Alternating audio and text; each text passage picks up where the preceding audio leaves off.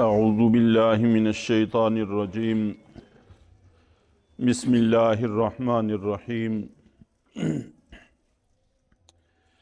کل کے درس میں ارتداد کے حوالے سے کچھ گفتگو ہوئی تھی۔ دین اسلام کی حفاظت کی ذمہ داری اللہ رب العزت نے لی ہے، اس لیے دین اسلام کو قیامت تک کوئی طاقت، چاہے وہ اندرونی ہو چاہے بیرونی ہو، دین اسلام کو متاثر نہیں کر سکتی۔ چنانچہ نبی پاک صلی اللہ علیہ وسلم کے بعد فتنہ ارتداد کے پیدا ہونے کا امکان تھا، تو اللہ رب العزت نے اس کی پیشین گوئی بھی فرما دی کہ فتنہ ارتداد ہوگا، اور پھر اہل حق کی کامیابی کی بشارت بھی ساتھ ہی ذکر فرما دی کہ اللہ رب العزت اہل حق میں سے ایسے لوگ کھڑے کریں گے جو اس فتنے کو دبا دیں گے، اس فتنے کو ختم کر دیں گے، اور جو لوگ کھڑے ہوں گے ان کی صفات بھی ذکر کر دیں کہ وہ اس قسم کے ہوں گے۔ چنانچہ اللہ کے نبی صلی اللہ علیہ وسلم کی حیات طیبہ کا آخری زمانہ، آخری کچھ وقت، آپ جانتے ہیں کہ آپ کو بیماری اور اس طرح کی تکلیف لاحق ہوئی، بخار بڑا شدید آپ کو لاحق ہوا، تو کچھ دنوں آپ نبی پاک صلی اللہ علیہ وسلم صاحب فراش رہے۔ تو اسی دوران میں کئی سارے لوگوں نے ارتداد کا راستہ اختیار کر لیا تھا، جن میں سے سب سے معروف اور مشہور نام مسیلمہ کذاب کا تھا، اور اسی طرح ان کے علاوہ خاص طور پر یمن کے علاقے کے بہت سارے لوگ تھے جنہوں نے نبوت کا دعویٰ کیا، اور ان میں سے ایک اسود انسی نام کا شخص تھا جو بڑا بد اخلاق آدمی تھا، تو اس نے بھی اپنے قبیلے کے ساتھ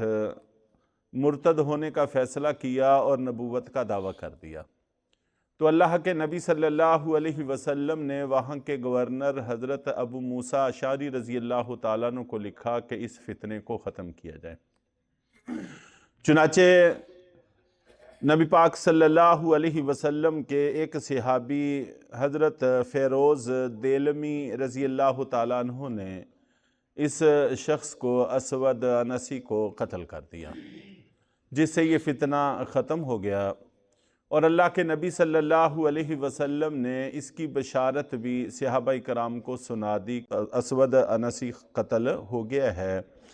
اور حضرت فیروز دیلمی کامیاب ہو گئے ہیں، فازہ فیروز کہ فیروز کامیاب ہو گئے ہیں۔ اور اگلے دن صبح ہی چاشت کے وقت اللہ کے نبی صلی اللہ علیہ وسلم بھی دنیا سے رخصت ہو گئے۔ چنانچہ بعد میں یمن سے کچھ لوگ مدینہ منورہ آئے، تو پھر ان سے بات چیت کے ذریعے پتہ چلا کہ واقعی جس وقت اللہ کے نبی صلی اللہ علیہ وسلم نے بشارت دی تھی اسی وقت وہ شخص قتل ہوا تھا، اور جس سے وہ فتنہ ختم ہو گیا۔ اور اس کے اشارات بھی اللہ کے نبی صلی اللہ علیہ وسلم نے پہلے سے دیے ہوئے تھے۔ حضرت ابو موسیٰ اشعری رضی اللہ تعالیٰ عنہ بذات خود بھی یمن کے علاقے کے تھے، تو آپ نے ان کے بارے میں فرمایا تھا کہ یہ اور ان کی قوم سے اللہ تعالیٰ ان کے خلاف بڑا کام لیں گے، چنانچہ انہوں نے بڑا کام کیا وہاں پر۔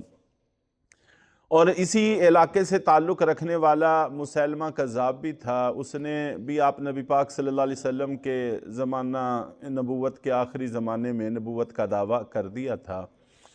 اور ان کے مقابلے میں حضرت ابو بکر صدیق رضی اللہ تعالیٰ عنہ نے حضرت خالد ابن ولید رضی اللہ تعالیٰ عنہ کو بھیجا، اور حضرت وحشی رضی اللہ تعالیٰ عنہ کے ہاتھوں مسیلمہ کذاب قتل ہوا، اور ان کے اکثر لوگ مارے گئے، باقی تائب ہو گئے، اور یہ فتنہ بھی ختم ہوا۔ جس وقت اللہ کے نبی صلی اللہ علیہ وسلم دنیا سے تشریف لے گئے، تو یہ وقت سارے صحابہ کرام کے لیے، مہاجرین اور انصار سبھی کے لیے بہت پریشان کن وقت تھا۔ آپ نبی پاک صلی اللہ علیہ وسلم کی جدائیگی کا اس قدر شدید اثر تھا جو اکثر و بیشتر ہم کتابوں میں پڑھتے رہتے ہیں، اور خاص طور پر حضرت عائشہ صدیقہ رضی اللہ تعالیٰ عنہ فرماتی ہیں کہ حضرت ابو بکر صدیق رضی اللہ تعالیٰ عنہ پر اس کا اتنا شدید صدمہ تھا کہ اگر یہ پہاڑوں پر ڈالا جاتا تو پہاڑ بھی ریزہ ریزہ ہو جاتے۔ چنانچہ حضرت ابو بکر صدیق رضی اللہ تعالیٰ عنہ کو آپ نبی پاک صلی اللہ علیہ وسلم کے بعد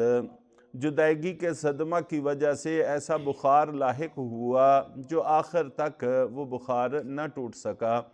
لیکن اس کے باوجود ایک جبل استقامت بن کر کھڑے ہوئے اور امت کو بڑی مشکل سے نکالنے میں کامیاب ہوئے۔ ایک تو اللہ کے نبی صلی اللہ علیہ وسلم کی جدائیگی کا شدید اثر تھا،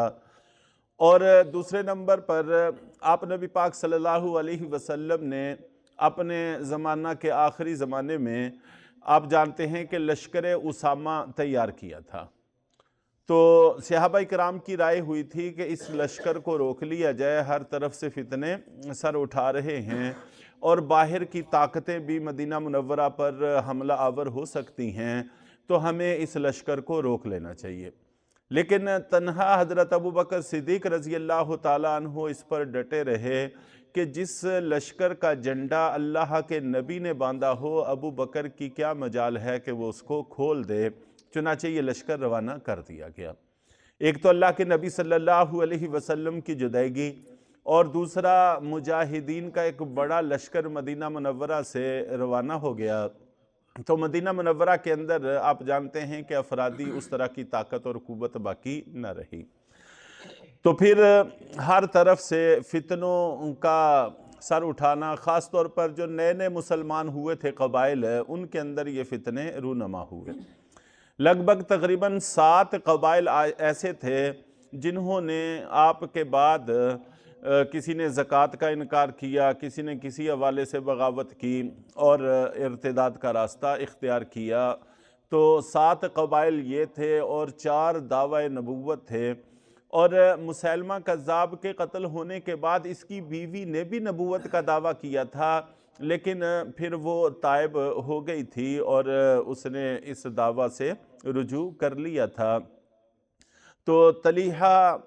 خویلد، یہ بھی انہی میں سے ہیں، انہوں نے بھی دعویٰ نبوت کیا۔ تو ایسے میں حضرت ابو بکر صدیق رضی اللہ تعالیٰ عنہ پر بہت زیادہ ذمہ داری عائد ہوئی، اور مہاجرین اور انصار سے مشاورت کی، تو ان میں سے کوئی بھی اس جہاد کے لیے تیار نہیں تھا۔ ایک تو وہ یہ کہتے تھے کہ یہ کلمہ گو ہیں اور ان کا اور ہمارا قبلہ ایک ہے، ایسے میں ہم ان کے ساتھ قتال کیوں کر سکتے ہیں، اور جبکہ دوسری طاقتوں کی طرف سے یہ خدشہ بھی ہے کہ ہم اگر آپس میں الجھ جائیں تو وہ حملہ آور ہو کر ہمیں سرے سے ہی اکھاڑ نہ پھینکیں اور سارا سلسلہ ہی منقطع نہ ہو جائے۔ تو اس طرح کے وساوس نے صحابہ کرام کو بے حد پریشان کیا ہوا تھا۔ تو حضرت ابو بکر صدیق رضی اللہ تعالیٰ عنہ نے خطبہ ارشاد فرمایا اور سب کو جمع کر کے فرمایا کہ اگر سارے جن و انس جمع ہو جائیں اور وہ شجر و حجر کو بھی اپنے ساتھ جوڑ لیں اور پھر سارے مل کر حملہ آور ہوں اور میرے ساتھ کوئی بھی کھڑا نہ ہو، تب بھی میں تنہا اپنی گردن لے کر، اپنی جان لے کر ان کے خلاف قتال کروں گا۔ اور چنانچہ آپ نے اپنا گھوڑا لیا خطبے کے بعد اور اس پر سوار ہو کر باقاعدہ جہاد کے لیے تنہا نکلنے لگے۔ تو اللہ رب العزت نے صحابہ کرام کو بھی شرح صدر فرما دیا، ان کے بھی سینے اس بات سے کھل گئے کہ واقعی اس کے علاوہ اب اور کوئی راستہ نہیں ہے۔ چنانچہ قتال کا اور جہاد کا سلسلہ شروع کیا گیا، اور یہ پہلے بھی میں نے بڑی تفصیل سے ایک دفعہ عرض کیا تھا کہ حضرت خالد بن ولید رضی اللہ تعالیٰ عنہ بھی پہلے سے ایک مہم پر تھے، وہاں سے ان کو بلایا گیا، اور پھر یہ بھی نہیں کیا گیا کہ اس محاذ کو خالی چھوڑ دیا جائے، بلکہ یہ کہا گیا کہ جس حال میں بھی ہو اسی حال میں اپنا آدھا لشکر وہیں چھوڑ کر اور آدھا لشکر لے کر آ جاؤ۔ چنانچہ انہوں نے راستے میں کہیں پڑاؤ نہیں کیا اور اسی ایک لمحے میں آدھا لشکر ایک طرف کیا اور کوئی چناؤ نہیں کیا، بس ہاتھ سے اشارہ کیا کہ صف بندی ہوئی تھی فجر کے بعد کہ یہ آدھا ادھر رہے اور یہ آدھا میرے ساتھ چلے، اور آپ نے سفر شروع کیا اور مسیلمہ کذاب کے خلاف قتال کا سلسلہ شروع ہوا۔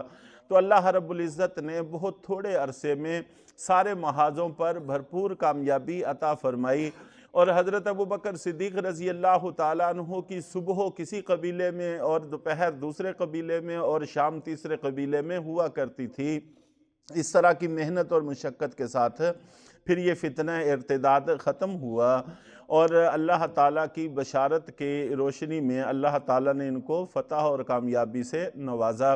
تو بہرحال حضرت ابوبکر صدیق رضی اللہ تعالیٰ عنہ اور ان کے ساتھی، ان کی صفات بھی یہاں پر موجود ہیں۔ انشاءاللہ العزیز چند ایک باتیں مزید اس حوالے سے عرض کر کے پھر سلسلے کو آگے چلایا جائے گا۔ اللہ تعالیٰ ہمیں اپنی ایسی شخصیات کی اقتداء کرنے کی توفیق عطا فرمائے۔